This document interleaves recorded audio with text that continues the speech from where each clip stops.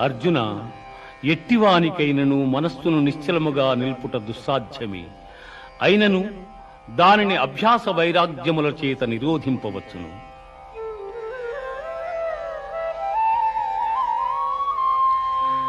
యోగినామపి సర్వేషాం మద్గతేనాంతరాత్మనా శ్రద్ధావాన్ భజతే యో మాం సమే యుక్తతమో మతః.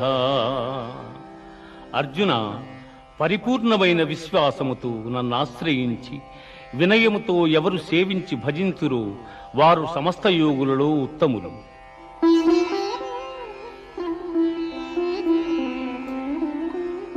మనుష్యాణాం సహస్రేషు కశ్చిద్ యతతి సిద్ధయే యతత